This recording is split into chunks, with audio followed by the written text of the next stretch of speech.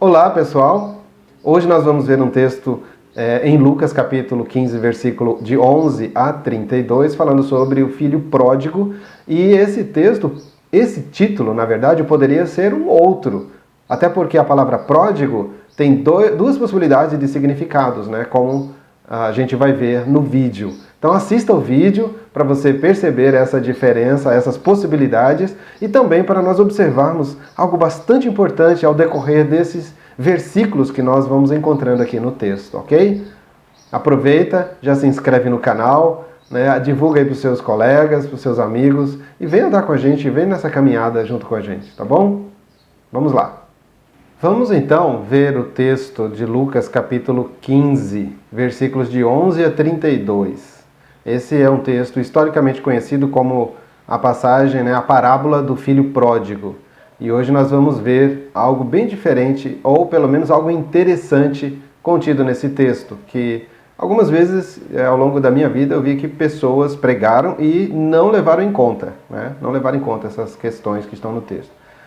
Nessa passagem, para a gente começar, a gente tem que introduzir dizendo o seguinte: é uma passagem que Jesus está falando aos judeus, fariseus e escribas, e também aos publicanos e pecadores.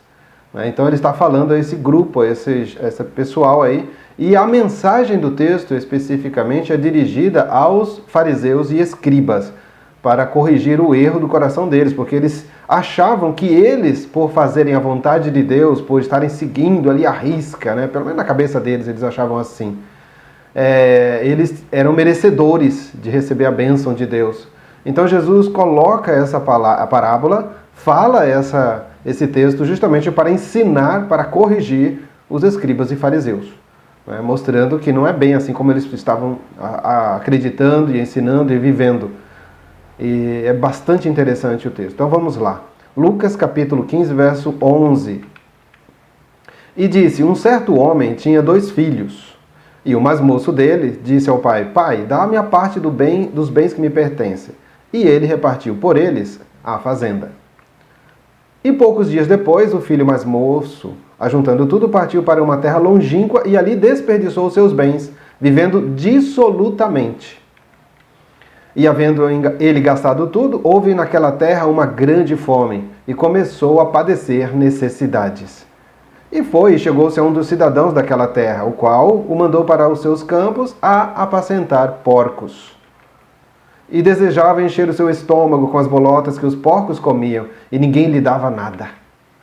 E tornando em si, disse: quantos jornaleiros de meu pai têm abundância de pão, e eu aqui pereço de fome? Levantar-me-ei, e irei ter com meu pai e dir-lhe-ei: Pai, pequei contra o céu e perante ti. Já não sou digno de ser chamado teu filho. Faze-me como um dos teus jornaleiros. Essa foi, então, meus queridos, a visão, o texto falando sobre o filho mais moço. E esse filho mais moço não levou em conta o coração, o amor, o amparo do pai. E simplesmente pediu a parte dos bens que lhe pertencia, que ainda que foi estranho isso, mas o pai amorosamente, isso é bom a gente salientar, amorosamente, ele dividiu a parte dos bens para aquele filho. Certamente o filho mais velho achou ruim, Aqui o texto não fala, mas ele não gostou nada do que estava acontecendo. Mas não aparece aqui nessa primeira parte do texto. E depois de alguns dias, o filho mais moço pega tudo que tem, que é seu, que foi dividido ali, que ele pertencia, e some para uma terra distante, uma terra longínqua. E ali ele vive do jeito que ele bem acha que tem que viver, dissolutamente. E a palavra dissolutamente é uma palavra que implica de uma maneira aberta, livre, sem dar prestação de contas a ninguém, sem prestar contas para ninguém, viver do jeito que ele bem achava que tinha que viver. Interessante que muitos jovens hoje pensam desse jeito. E acontece que ele não se precaveu, ele não se antecipou, porque a vida, o dia a dia da gente, ele gira, A vida da gente, ele vai rodando, vai girando, e as coisas lá na frente são boas, depois são ruins, e foi o que aconteceu. Uma grande fome apareceu ali, surgiu naquela região, e ele, desperdiçando tudo, não tendo mais dinheiro, os seus amigos desapareceram, aqueles amigos que eram fundamentados no dinheiro dele, ele agora está sozinho. E não tem o que comer, não tem onde dormir, não tem mais nada.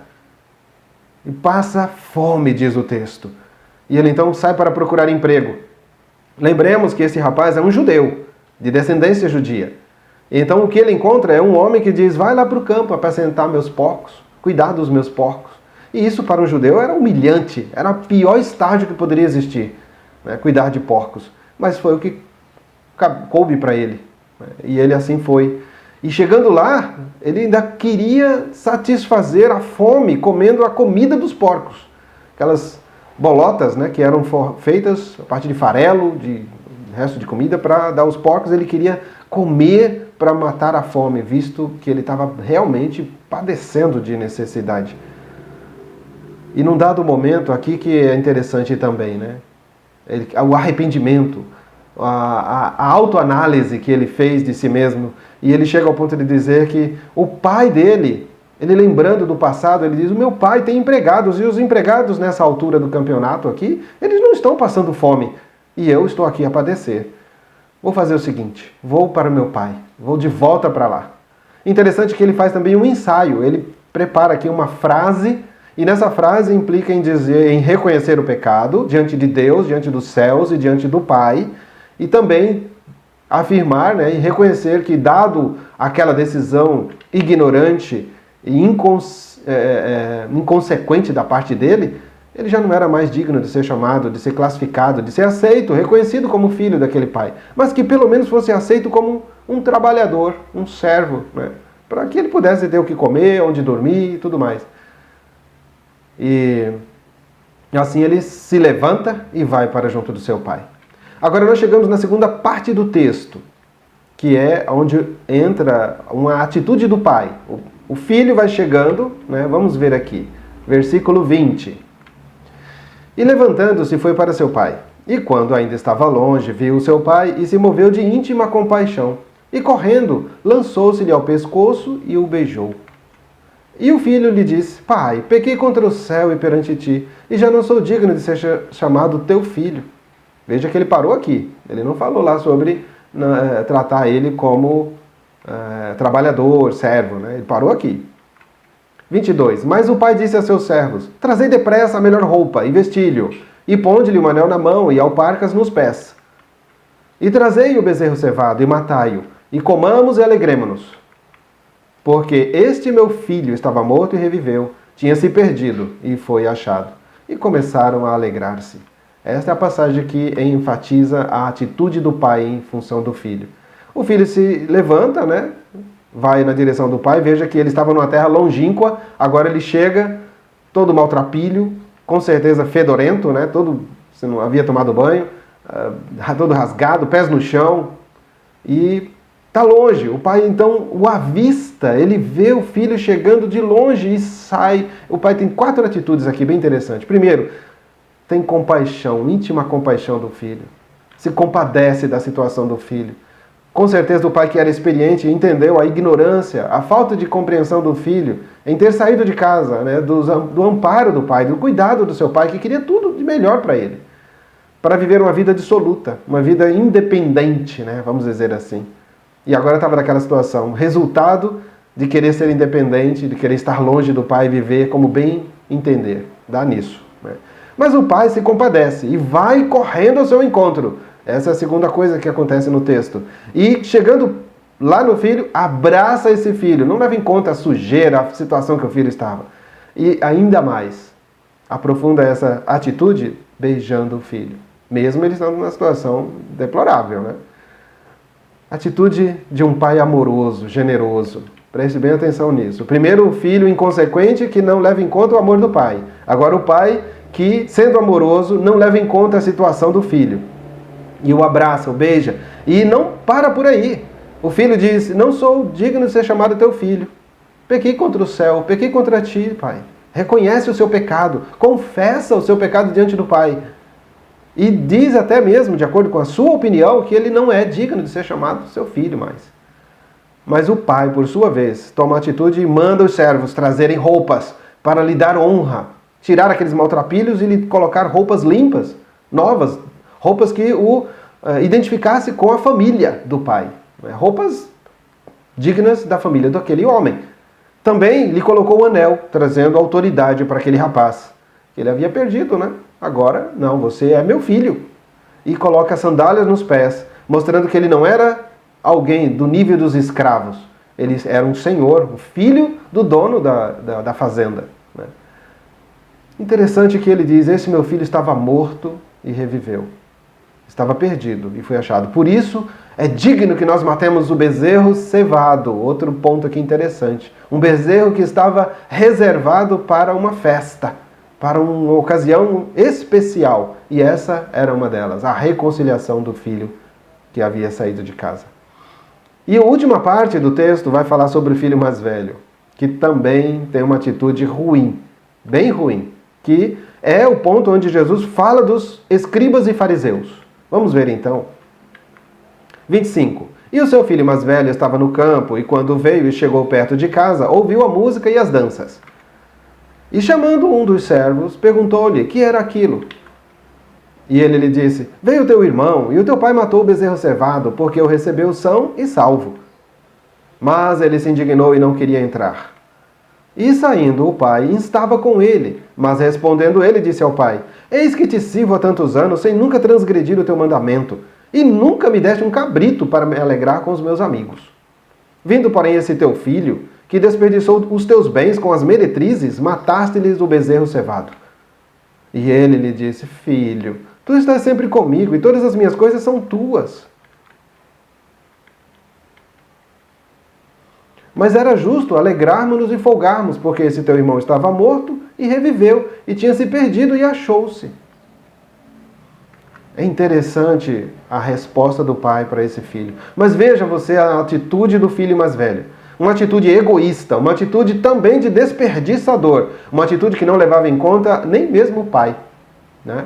E ele disse, olha, estou há tanto tempo contigo, pai, trabalhando na fazenda, trabalhando contigo, nunca transgredi os teus mandamentos. Era assim que os judeus, os escribas e fariseus entendiam a vida deles, né? Que eles nunca transgrediam o mandamento de Deus. Nunca transgrediam um dos teus mandamentos e nunca me destes um cabrito para me alegrar com os meus amigos. Quer dizer, ele se achava merecedor, mas o pai nunca lhe deu. Aí vem a resposta do pai, diz, não, filho, tudo que é meu é teu. Estava na tua mão, tudo que é meu é teu. Mas agora esse teu irmão, não. Esse teu irmão estava longe, perdido, afastado, longe da comunhão da família. E agora ele se vê salvo, ele volta arrependido. E é digno que a gente se alegre, que nós nos alegremos. E Jesus estava falando, apontando para os publicanos e fariseus, que arrependendo-se dos seus pecados, tinham sim que ser aceitos de volta à comunhão da família de Deus. Né? Mas o filho mais velho decidiu. Ele decidiu ficar fora da festa. Não quis entrar na casa. E o texto termina assim. Ele fora da casa, fora da festa, não querendo participar. Assim como os fariseus continuavam insistindo em não querer participar da festa que Jesus estava preparando, né, figuradamente falando ali, porque os publicanos publicanos e pecadores não queriam, ou melhor, estavam voltando arrependidos, querendo a salvação de Jesus. Mas os judeus não queriam se misturar aos publicanos. Eram pecadores, dignos do inferno, da condenação. Não seguiam à risca, né, a vida toda ali pecando contra Deus, agora iam receber algum benefício? Não faz sentido. E assim Jesus chama a atenção dos escribas e fariseus. É interessante nós observarmos que esse texto foi intitulado ao longo dos tempos como sendo a história do filho pródigo. No entanto, poderia ser dito a história do amor, né, pródigo para os filhos pródigos. Porque a palavra pródigo, meus queridos, como nós já vimos, ela significa, tem duas possibilidades de interpretação, de entendimento. Uma delas é desperdiçador, esbanjador. Foi o que aconteceu com o filho mais novo e também com o filho mais velho, que queria esbanjar se tivesse oportunidade, com uma atitude bem egoísta, né, não querendo se unir ao seu irmão que havia se arrependido. E também a palavra pródigo significa amoroso, generoso, bondoso, que foi a atitude do pai em receber o filho mais novo e em insistir para que o filho mais velho viesse, entrasse na festa, para se alegrar com aquele momento histórico maravilhoso de salvação, de alegria, né?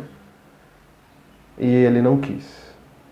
Então o pai mostrou a generosidade do coração, o seu grande amor para com o filho mais novo e também para com o filho mais velho, querendo unir a família, querendo manter todo mundo juntos em torno do seu amor, em torno da sua compaixão. E é bastante maravilhoso esse texto, gente. Tem muita coisa mais para tirar, mas aí o vídeo vai ficar muito grande, né? Então, olha só essa questão do bezerro cevado. Bezerro cevado é um bezerro que foi especialmente preparado, reservado para uma ocasião oportuna e pode simbolizar muito bem, num contexto espiritual, Deus reservando o seu cordeiro, né, para abençoar os pecadores, aquele que se arrepende, e por meio dele uma grande festa é estabelecida.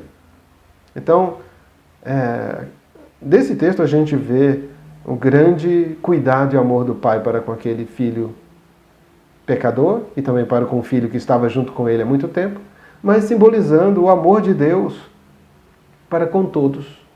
Deus não faz acepção de pessoas, basta a pessoa estar arrependido, confessar o seu pecado e vir até Deus arrependido, humilde, e Deus vai abençoar, lhe dando a reconciliação, o perdão dos pecados, retornando a pessoa à comunidade da família de Deus.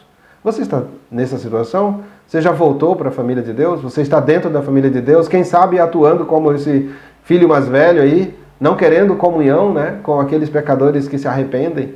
Como que está a situação, né? Analise bem essa situação, veja como é que está a sua vida, veja se nós estamos agindo, quem sabe, como o pai que é amoroso, abraçando. Claro, ele não estava compactuando com o pecado do filho mais novo, mas ele estava recebendo um filho arrependido dos seus pecados. É essa a questão.